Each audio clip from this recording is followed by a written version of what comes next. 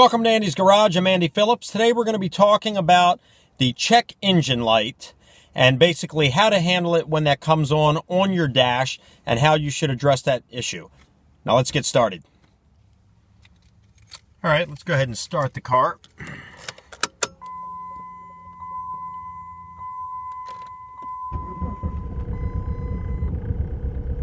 You'll see there it is right there. Check engine light is on. So now let's go ahead and see what's causing that. First thing you want to realize is when that light comes on, it's obviously telling you something.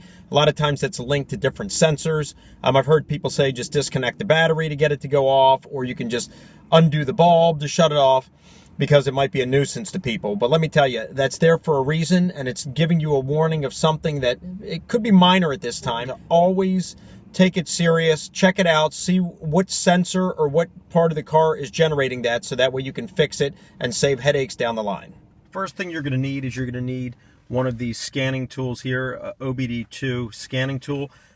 You can pick these up very cheap online or at your local parts stores. I believe I picked this one up a couple years ago for like 12 or 13 bucks. They have more complex ones that give you a full description all written out on the screen, but you really don't need that. This particular one here, it'll give you the actual code, and it came with a little booklet where you can cross-reference it. Now those are more generic. A lot of times you're going to have to go online and actually look for your actual make of that vehicle and see exactly what that code pertains to. But this is the device here. You have your input here, and you'll have a socket that this plugs into that is underneath the dash on the driver's side. So let's go ahead and take a look at that right now.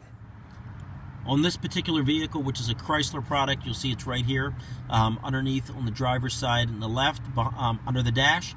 That's where you're going to plug into, and on most vehicles it's also in that same location as well. So let's go ahead and plug into that.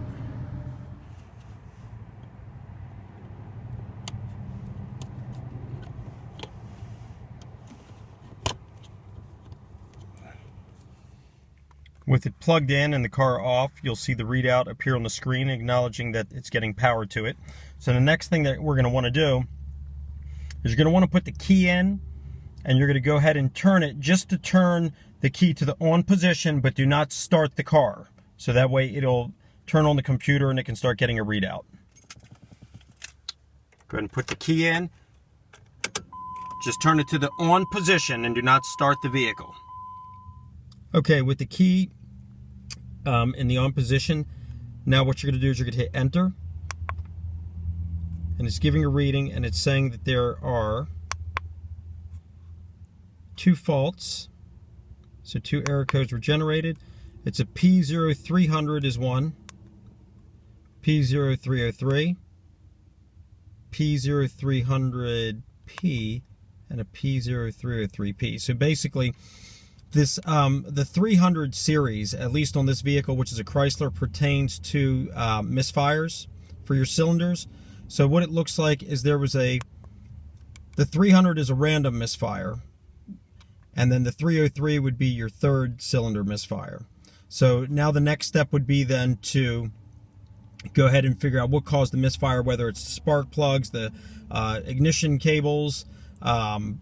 It could also be your ignition coil.